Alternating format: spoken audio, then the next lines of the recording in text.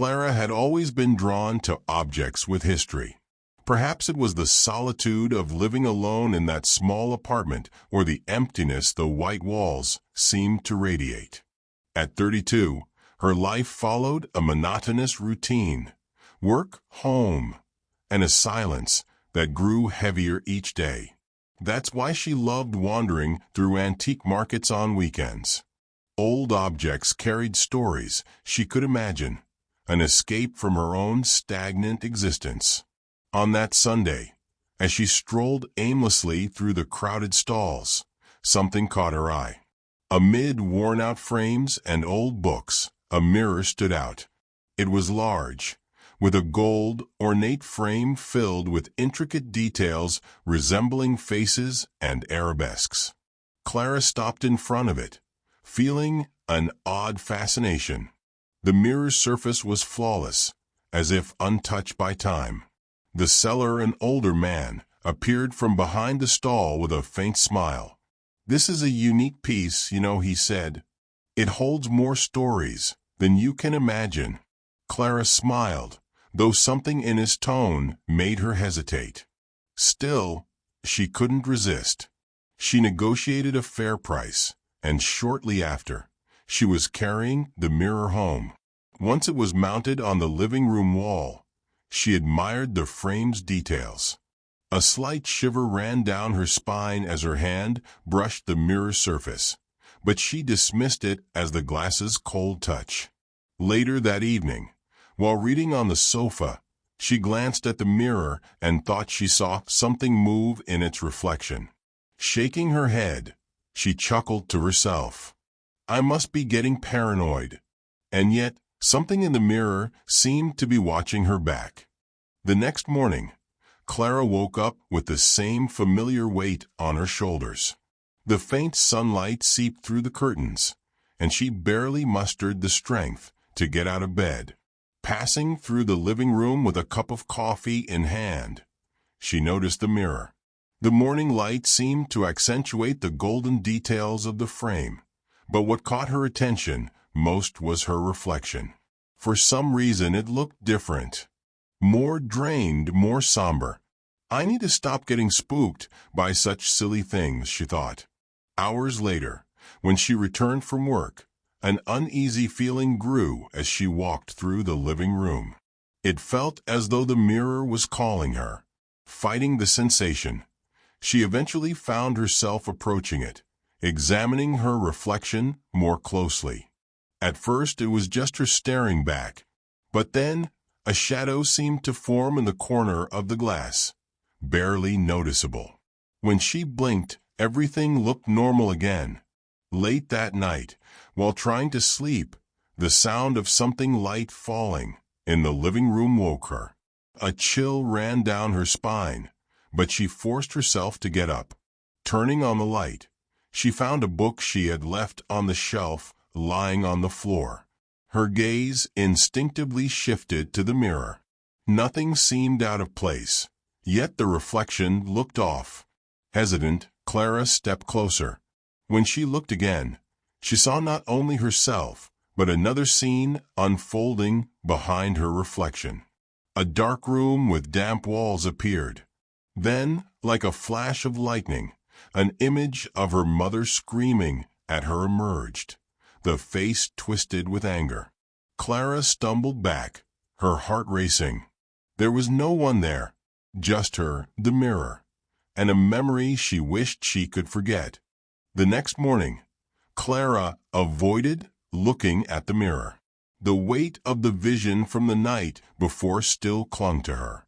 While sipping her coffee, her mind kept replaying the scene. Why had she remembered that fight?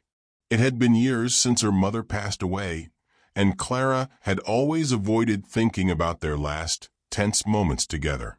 Trying to shift her focus, she decided to drape the mirror with an old sheet before leaving for work. Something about it felt off, but she refused to believe it was anything more than coincidence and exhaustion. "It's just a mirror," she told herself repeatedly. That evening, when she returned, a strange discomfort filled the apartment. The silence felt heavier than usual. Out of the corner of her eye, she noticed the sheet had slipped, revealing part of the golden frame. She froze, her heartbeat quickening. "I'm certain I covered it completely." Reluctantly, she walked over and adjusted the sheet. But as she turned away, a cold sensation crawled up her spine, as though someone were watching her every move. That night, the dreams were worse. Clara found herself trapped inside the mirror, her palms pressed against the cold glass as she tried to scream for help. On the other side, only a still reflection stared back at her. She woke up gasping, her body drenched in sweat. Determined to uncover the truth, Clara decided to investigate. During her lunch break at work, she searched for information about the mirror. She discovered it had been auctioned off multiple times over the decades, with each owner facing inexplicable tragedies: fires, sudden deaths, disappearances. One old headline grabbed her attention: "Cursed mirror, object linked to death of entire family." The more she read, the clearer it became that these tragedies were no coincidence. Each owner had reported strange behavior before their fates were sealed: isolation, an obsession with the mirror, and an overwhelming sense of being watched by something inside it. As night fell, Clara returned home with a sinking feeling in her stomach. Entering her apartment, she immediately noticed the sheet had fallen completely.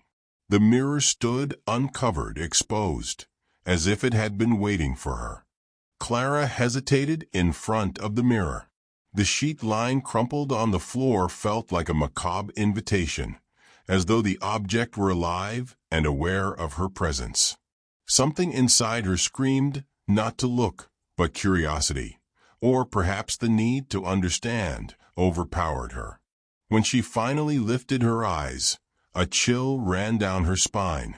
At first glance, the reflection seemed normal, just her, with a tired face and sunken eyes. But as the room's heavy silence enveloped her, she began noticing details that didn't belong. The shadows in the reflection seemed to shift, subtly changing shape. Suddenly, the mirror's surface rippled like water, and a completely different scene appeared.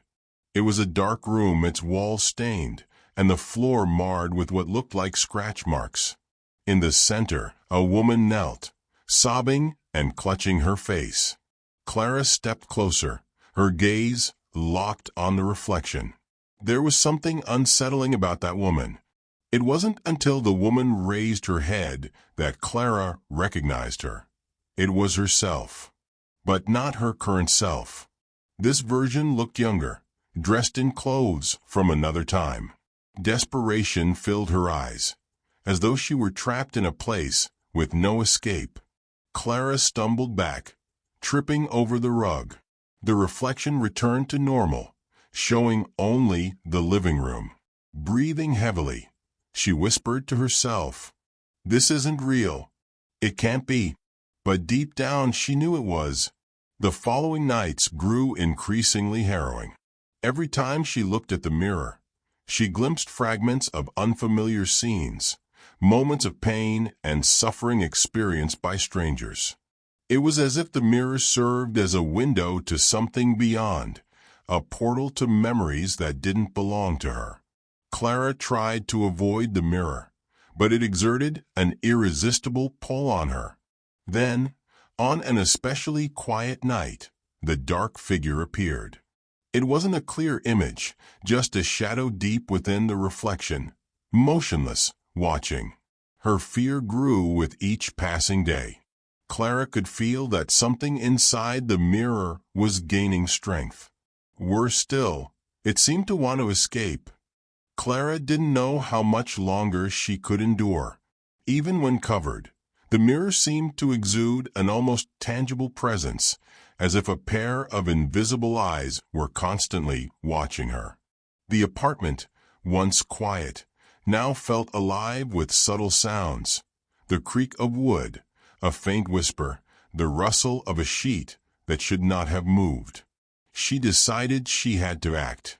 She obsessively researched cursed objects, finding online forums filled with similar tales. Among the horror stories and pseudoscientific explanations, one suggestion stood out. Destroying the mirror might be the only escape.